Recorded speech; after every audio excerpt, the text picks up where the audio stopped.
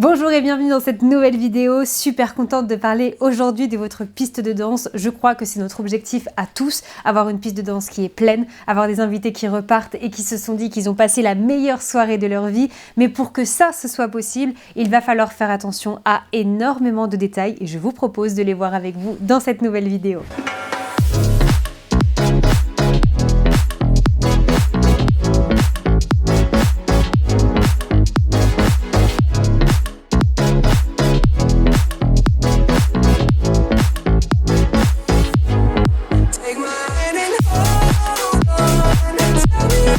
Avant de commencer, j'ai une alerte de la plus haute importance à vous partager tous les forfaits du coaching Comment organiser mon mariage de A à Z sans wedding planner vont changer à partir du 20 mai. Avant le 20 mai, vous pouvez encore les rejoindre avec les conditions actuelles, mais aussi avec les tarifs actuels. Après cette date-là, de nouvelles améliorations sont prévues. Il y a également plein de changements qui vont être faits, notamment sur les conditions. Donc, n'hésitez pas à sauter sur l'occasion et à rejoindre le coaching avant le 20 mai. L'un de mes objectifs quand j'ai créé ce coaching, et ça continuera à l'être, était que cet accompagnement puisse être abordable et puisse rentrer dans tous les budgets, mais surtout qu'il puisse être incomparable au service d'une wedding planner. Et c'est vraiment chose faite, surtout si vous rejoignez le coaching avant le 20 mai. Je vais faire un petit calcul avec vous pour que vous puissiez vous en rendre compte. Aujourd'hui, le premium est à 475 €. Imaginons que vous allez organiser votre mariage sur 2 ans. Je l'ai divisé par 2. On est d'accord qu'il y a 365 jours dans une année. Ça vous revient à 65 centimes par jour. C'est-à-dire que le coaching est beaucoup moins cher que de vous acheter un café tous les jours au travail. Je ne sais pas si vous vous en rendez compte, mais c'est vraiment incroyable de pouvoir avoir un accompagnement à ce tarif-là qui fait toute la différence. Je vais vous partager les derniers avis que des mariés m'ont laissés après avoir suivi le coaching et après s'être mariés. Donc voilà, n'oubliez pas, jusqu'au 20 mai, vous pouvez rejoindre le coaching avec tous les tarifs et les conditions actuelles. Revenons-en maintenant à cette fameuse piste de danse. Je sais que c'est un objectif pour tout le monde, je sais que vous le redoutez aussi peut-être beaucoup parce que on se dit mince, comment est-ce qu'on peut assurer cette ambiance-là? Comment est-ce qu'on peut être sûr que tout le monde va être dans la soirée? Et pour ça, il y a quand même des petites techniques. À savoir que dans le coaching, vous pourrez retrouver toutes les informations concernant la musique dans plusieurs modules. Le module 5, il est vraiment consacré à la musique parce que vous avez une étape pour le DJ et une étape pour les musiciens si jamais vous allez avoir des musiciens qui vont intervenir pendant votre journée. Et vous avez ensuite le module 11 quand on se rapproche, parce que le coaching c'est 12 modules, quand on se rapproche du jour J, on va retravailler ces playlists, on va retravailler cette prestation, parce qu'il y a beaucoup d'éléments qu'il faut prendre en compte à quelques semaines du mariage, donc ça vous retrouverez toutes les informations dans le module 11. En tout cas, il y a beaucoup de détails à revoir et j'avais vraiment envie de vous en partager quelques-uns aujourd'hui. Le premier conseil qui peut sembler évident, et pourtant je suis toujours étonnée en rendez-vous avec des mariés parce que le DJ est souvent une prestation sur laquelle vous souhaitez faire l'impasse quand il y a pas trop de budget et que vous préférez le gérer vous-même parce que de se dire ok, payer 2000 € pour un DJ alors qu'on peut le gérer, peut-être qu'on peut faire des économies de ce côté-là. Si pour vous l'ambiance est importante le jour J, si vous avez vraiment envie de partager ce moment sur la piste de danse avec vos invités, je vous déconseille très fortement de faire l'impasse sur une prestation DJ.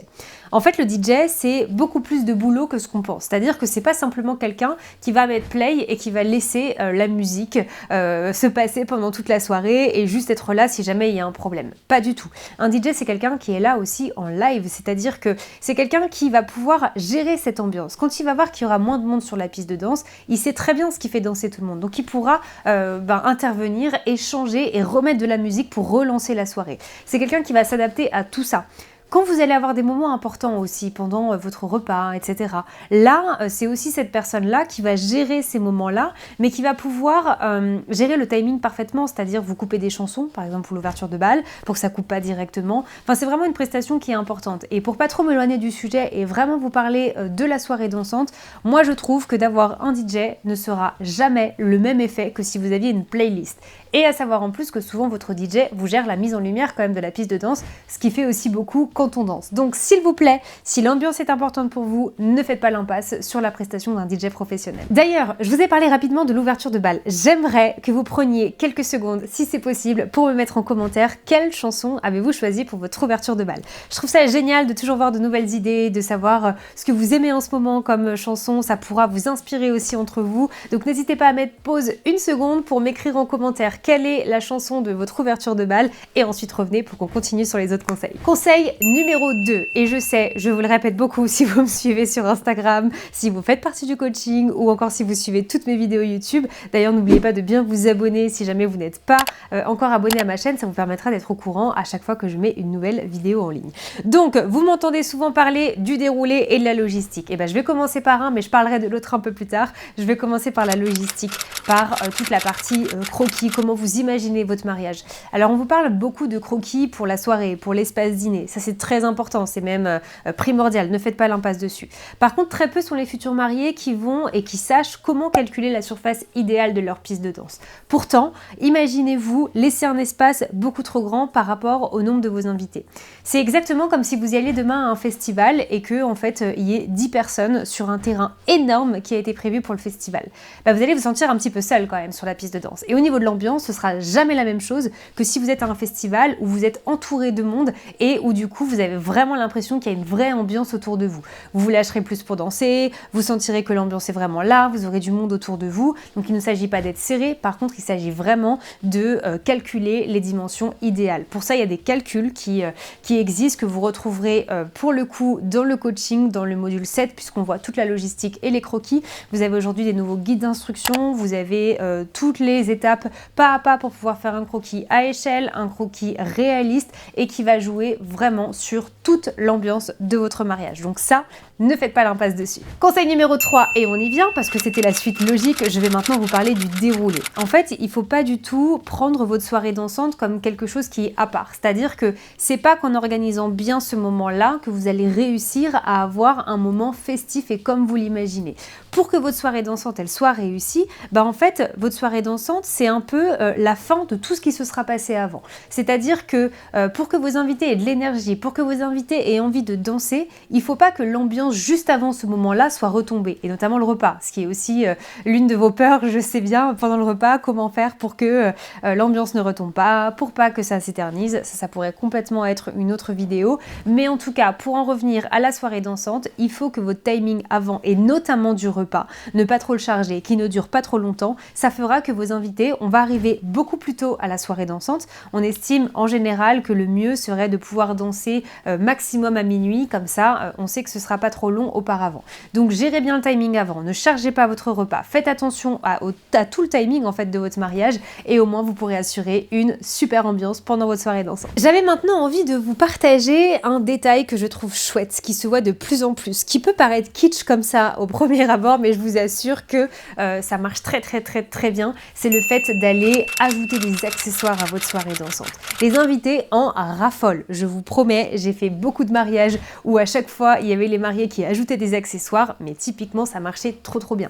Par exemple, ajouter des lunettes que tout le monde va pouvoir se passer pour faire des photos, pour faire des vidéos. Ensuite, ajouter quelques déguisements, ajouter des bracelets fluorescents, ajouter des ballons, ajouter un bar à paillettes. Franchement, tout ça, vous ne vous en rendez même pas compte, mais ça marche super bien. Et ça met une ambiance parce qu'en fait, vos invités ont envie de rigoler, ils ont envie de passer un bon moment, ils ont envie de jouer le jeu et ça marche super bien parce que du coup, tout le monde prend plaisir à être sur la piste de danse, à se déguiser, à utiliser les accessoires et ça fait vraiment toute son ambiance. Donc si vous avez peur de ce moment-là, n'hésitez pas à ajouter quelques accessoires, je vous promets que ça marche très bien et que ça fait tout son effet. Un petit bonus aussi, je vous parlais juste avant de sa surface, mais quand je parle de la surface de la piste de danse, faites attention au reste du croquis parce que, je ne vous l'ai pas dit un petit peu plus tôt, mais le fait de faire un croquis qui va être parfaitement à échelle et bien anticipé avec les bonnes distances entre les tables, etc., fera que votre soirée dansante sera réussie. Parce que vos invités pourront se déplacer facilement, parce que grâce au croquis, on n'aura pas perdu du temps pendant le déroulé.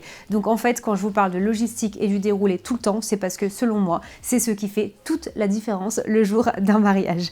Voilà globalement, c'était les différents conseils que j'avais envie de vous partager pour optimiser au maximum votre soirée dansante. Objectif que vos invités repartent et se disent c'était la soirée de l'année, ça faisait des années qu'on s'était pas amusé de cette façon-là. Tout ça c'est possible si tout est organisé minutieusement. Encore une fois, il n'y a vraiment pas de secret ni de magie, c'est à vous d'organiser tout ça, c'est à vous de prendre la décision. N'oubliez pas de vous faire accompagner. Je vous le répète, et vous penserez à moi tous les matins quand vous allez boire un café qui vous aura coûté 2 € alors qu'avec 66 centimes par jour, vous auriez pu avoir le coaching pendant 2 ans jusqu'au jour de votre mariage pour pouvoir bénéficier de tous ces conseils, de toute cette organisation et également de tout ce matériel professionnel qui vous aidera à aller encore plus loin dans vos connaissances, qui vous poussera à travailler cette partie logistique et qui fera de votre mariage une journée à la hauteur de vos espérances. Encore mille merci de m'avoir suivi jusque-là. J'attends vos commentaires avec la chanson de votre ouverture de bal et sinon moi je vous dis à la semaine prochaine pour une prochaine vidéo.